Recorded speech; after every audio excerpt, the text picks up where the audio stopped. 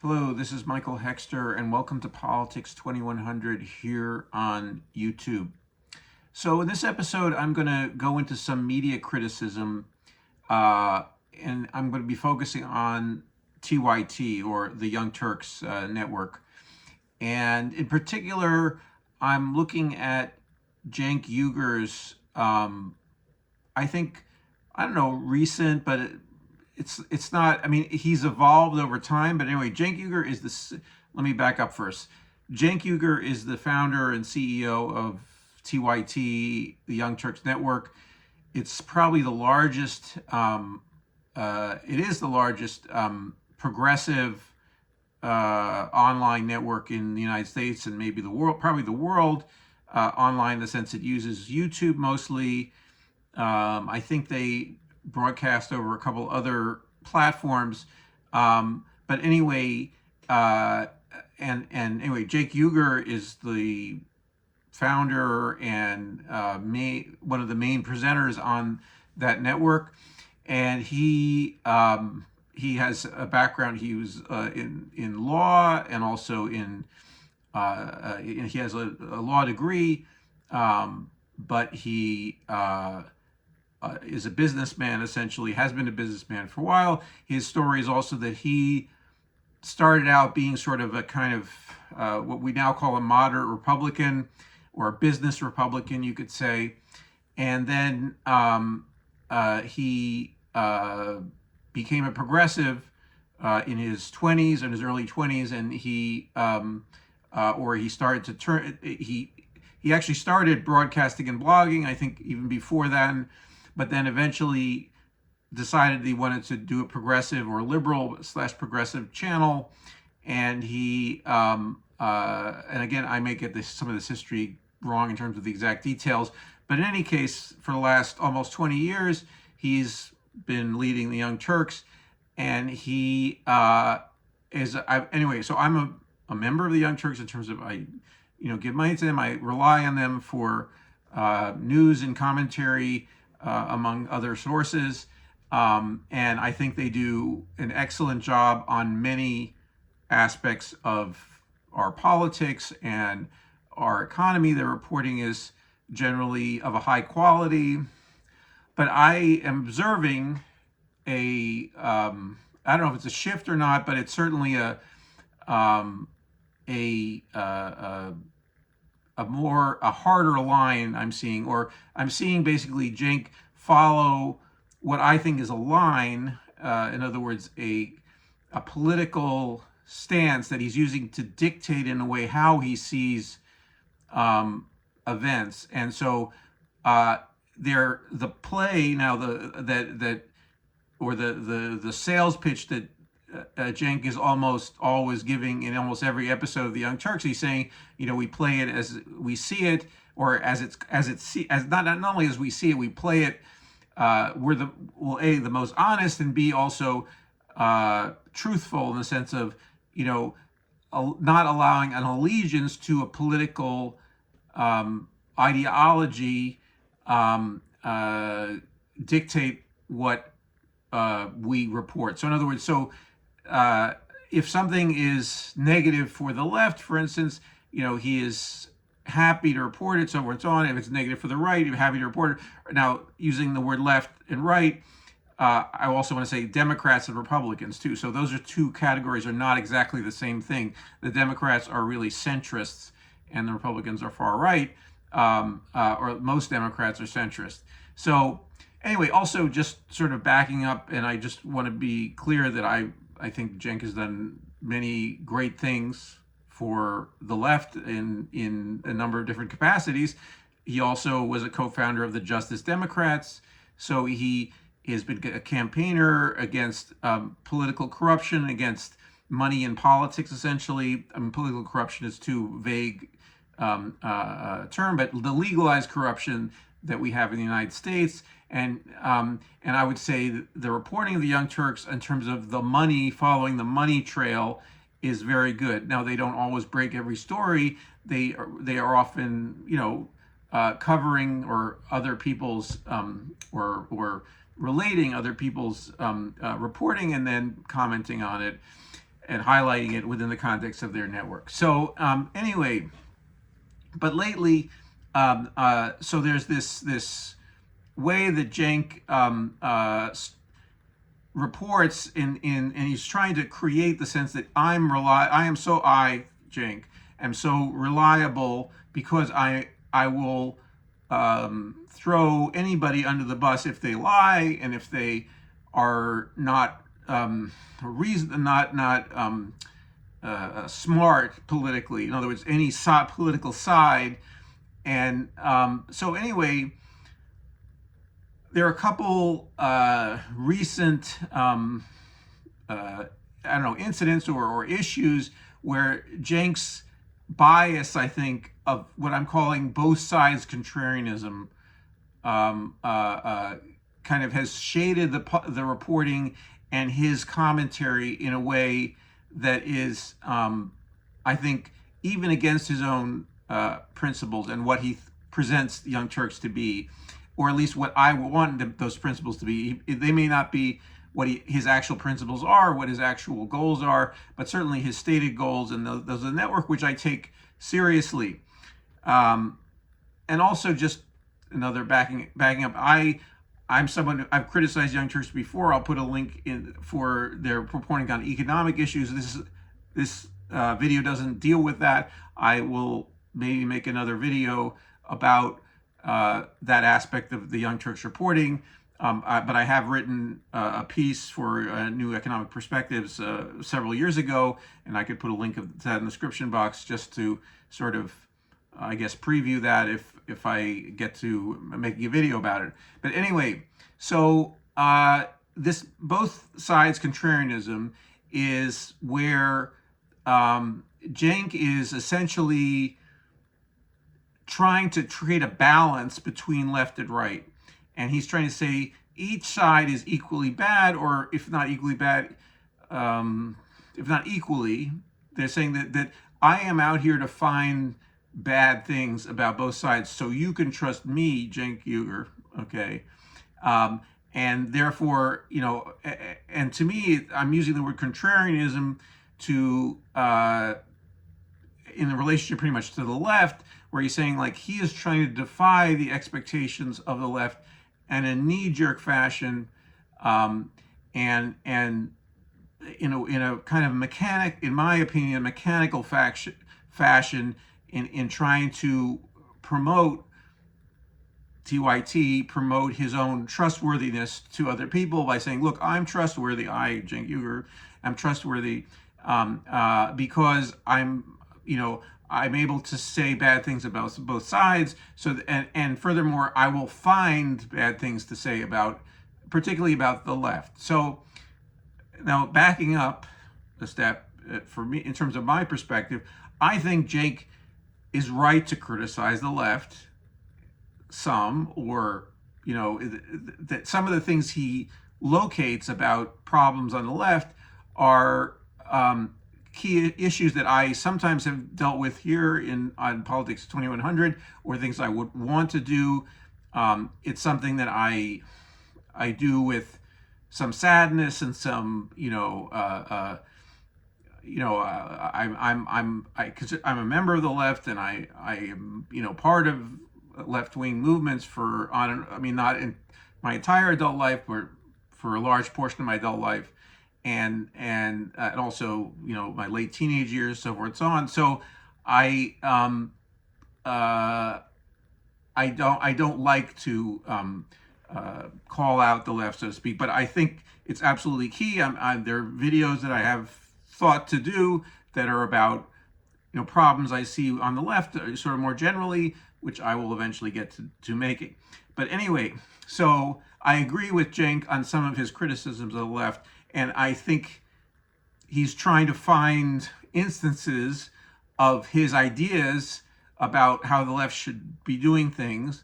And so he sometimes, if not quite make things up, he elevates certain things. So let me get into specifics. So there's two issues. So one, most recently, the Jordan Neely, the killing of Jordan Neely, one of my most recent video was about that.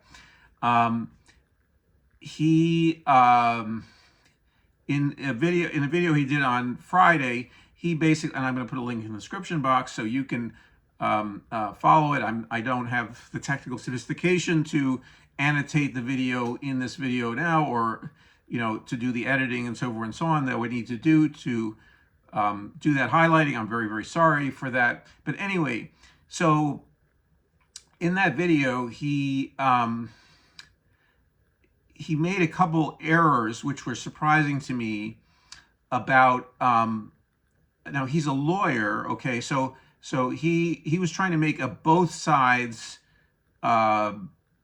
condemnation, so to speak, of views of the Jordan Neely killing. So we have the right wing is piling on defending Daniel Penny, the killer, and making him seem like a hero, so forth and so on. And Cenk is against that, obviously. So Cenk doesn't, doesn't support that. But he's also, and I'm also for being honest about Jordan Neely's past and so forth and so on, and his history of some violent and some crimes he's committed in the past before he himself was killed on the subway in New York City. But still, we have the video evidence. All of the evidence that we have points to Daniel Penny killing, needlessly killing, not in self-defense, Jordan Neely, and doing so, in my opinion, that would warrant a charge that's higher than the one that Alvin Bragg has decided upon.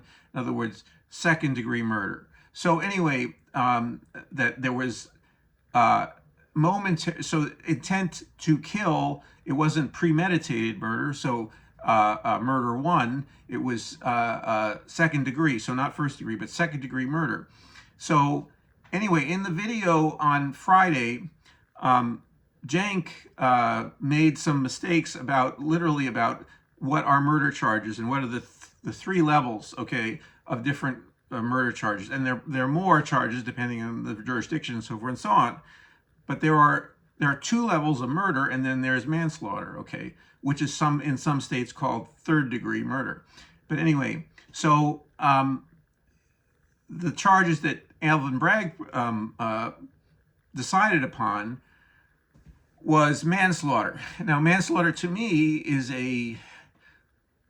maybe a political decision, okay, that he felt like he couldn't, well, there's the speed at which the charges were levied, and the fact that that Penny wasn't arrested immediately after this, the killing, which has left the myth of Daniel Penny snowball, and has given a wind for the right wing to kind of get around this guy and the racists to get around this guy and start to pump up his image, because he was treated with kid gloves by the NYPD and so forth and so on, and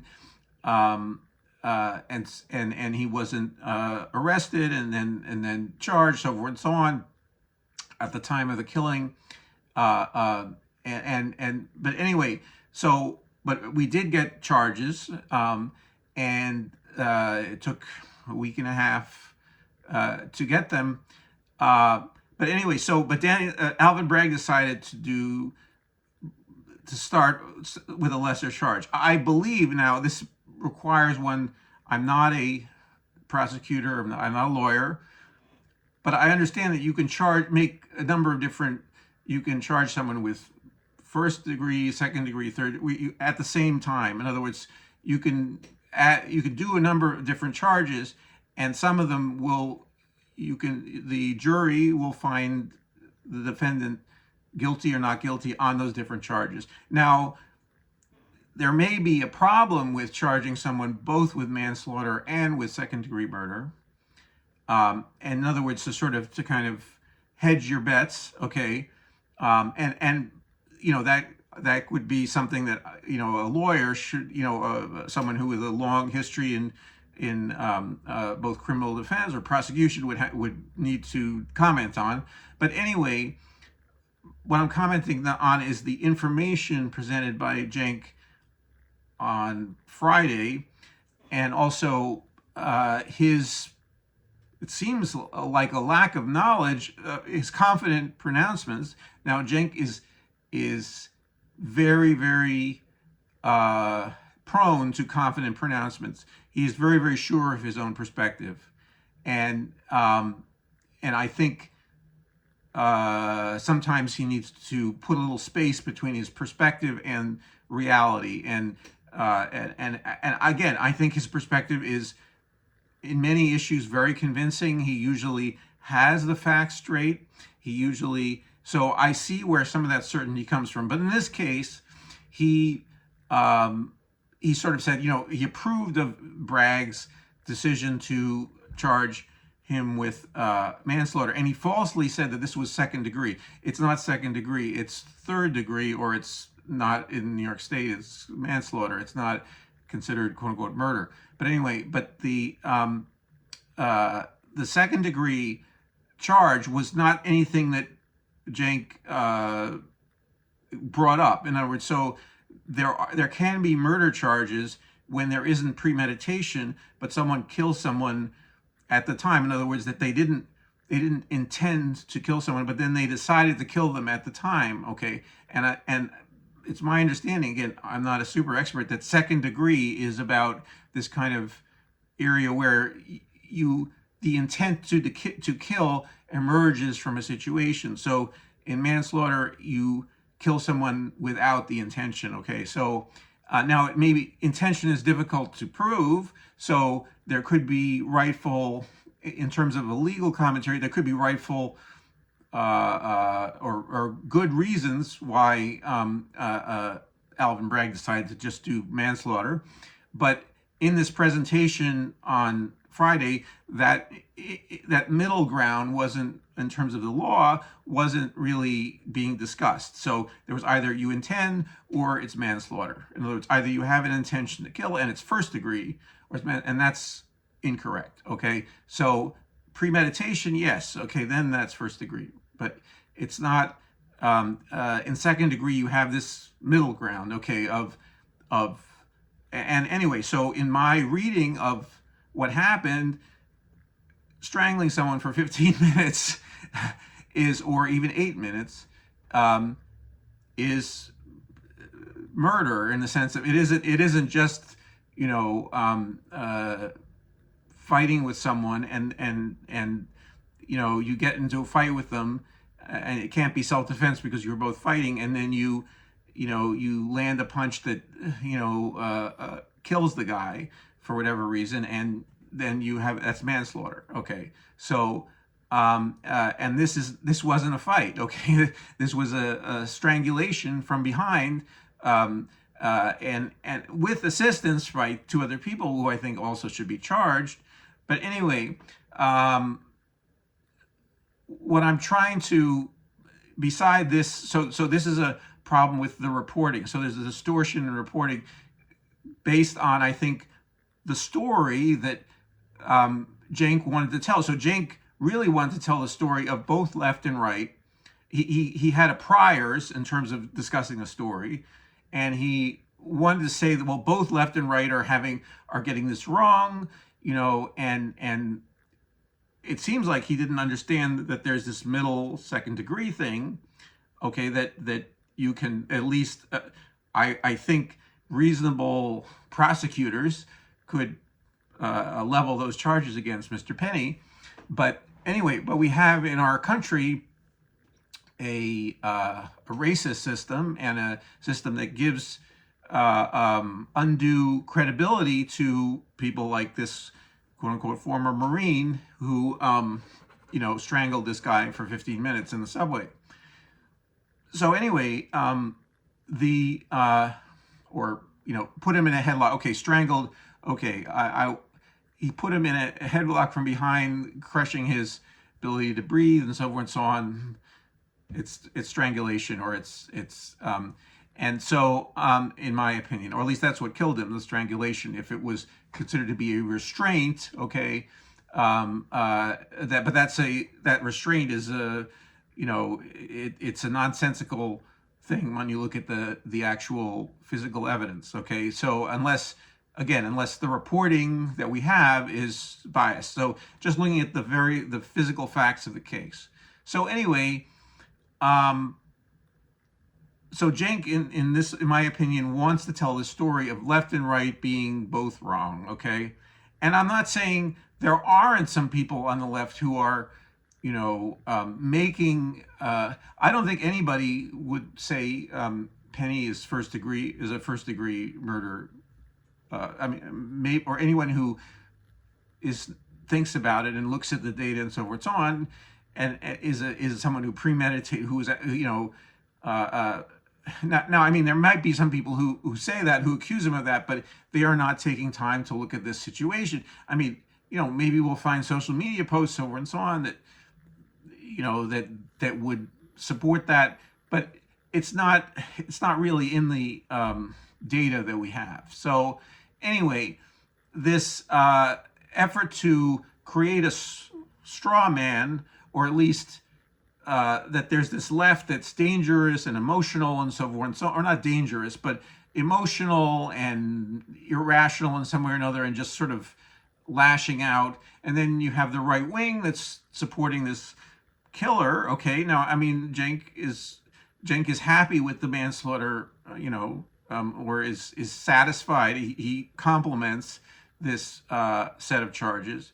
So, but anyway, so we have this balance of both left and right. So, and anyway, he uses the word like the far left, and he's come to erect a boogeyman, let's say, in his reporting and his commentary, that there is this far left that is, while not equally dangerous to the far right, he's not that far gone into both sidesism.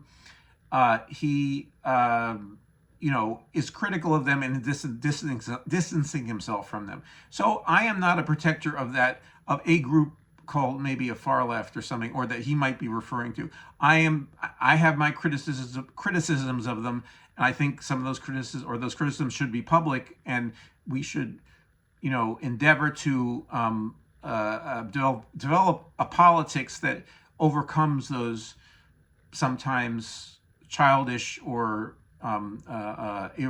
unthinking politics that sometimes emerge when people get very emotionally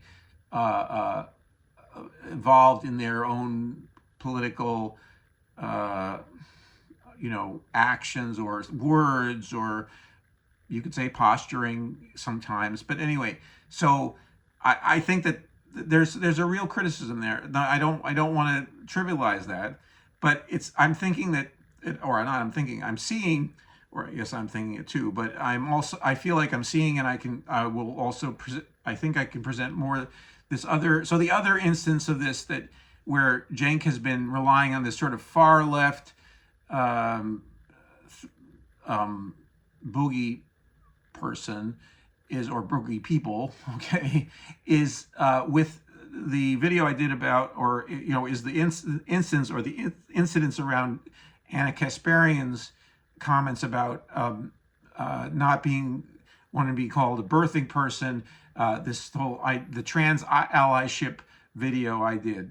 So anyway, where Anna Kasparian, his co-worker, his employee essentially, but his co-host of Cenk's co-host at TYT, tweeted something, and she ruffled people's feathers, and with this tweet, and it became an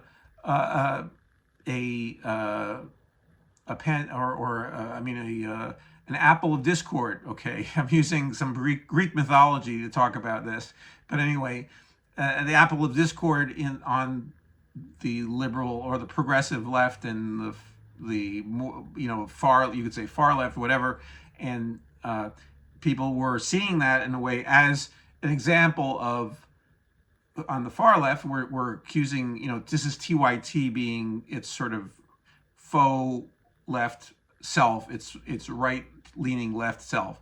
So I don't think it's right-leaning, but TYT and Cenk are, involved in this, I think, what I'm calling contrarianism, where they are trying to. So anyway, so let me just get to the issue that's similar to the one on Friday. So in any case, Cenk used this language of which I hadn't really heard him use in this way. I mean, I've seen implications of it or shadows of it. But anyway, he talked about a far left, people who are, destructive and are, irrational, and they were attacking Anna, and he was protecting Anna by, saying, look, you're being silly, and so I sometimes agree with Cenk when he says some of the things he says about what he calls the far left are right or are appropriate, but he doesn't seem to. It seems to be a new tone and a new political configuration that he is really, instead of being the network of all the left or trying to be the network of all the left in terms of news and so forth and so on, he's really trying to exclude or to differentiate or to, I mean, there's a good German word for this. There's not a good English, but to kind of show himself to grandstand is a sort of to say like, he's grandstanding. He's trying to make this differentiation between Young Turks and the really crazy left, and that's what he's been doing. He's been trying in recent times, and some of this is, I think, I don't see him absorbing much criticism very well, and I think also, I think I have other thoughts about other online networks where they could be absorbing criticism in a way that's more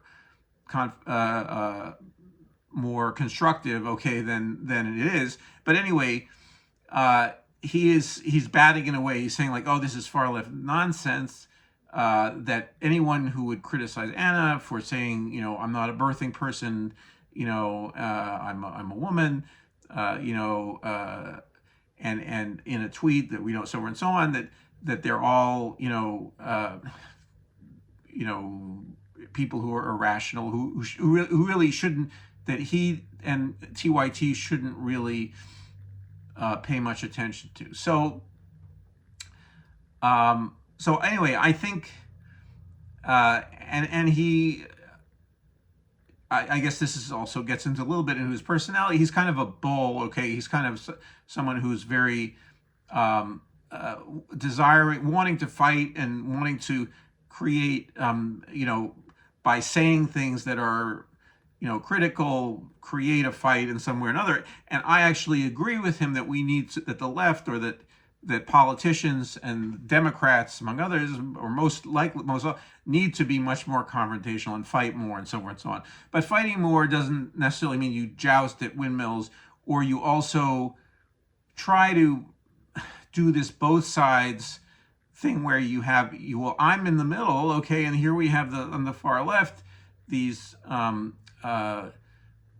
people who are irrational, and on the right, which is of course they're irrational and so forth and so on.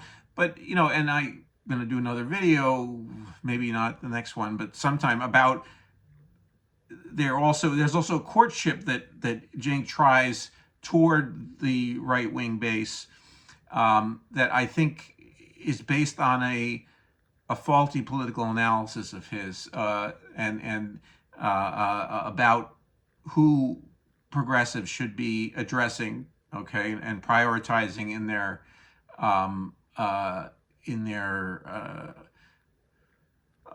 talking and reporting and commentary. So anyway, so I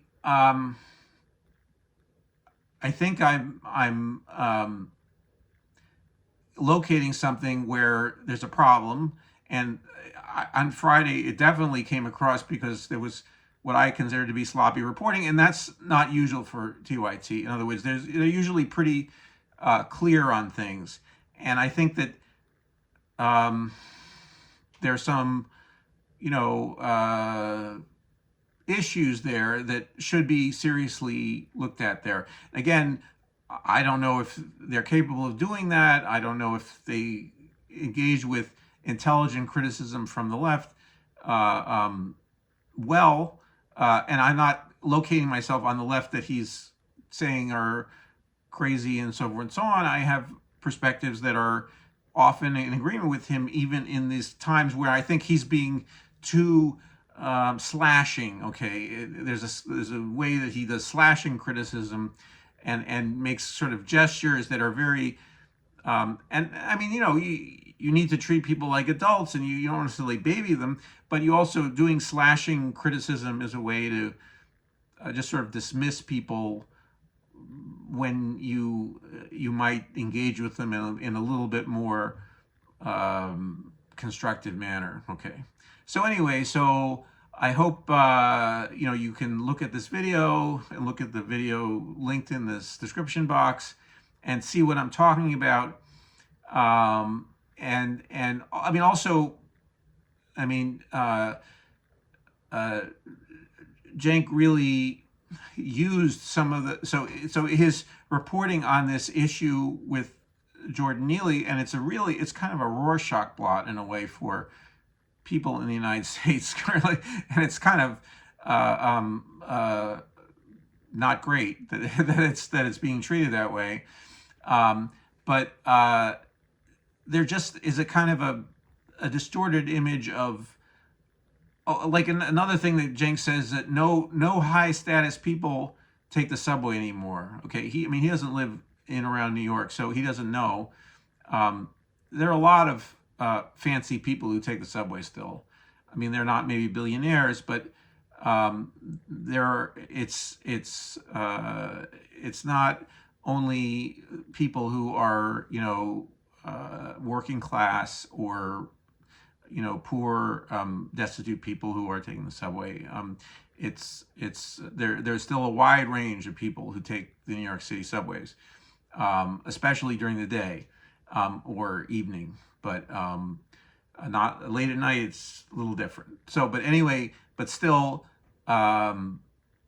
it's also, the New York subways are the level of felonies in the New York subway system in 2022, where was a slight uptick, is still about I think it's a it's a ninth of the amount of felonies there were in the 90s. Okay, so anyway, so this is far, far safer than it was 25, 30, 40 years ago.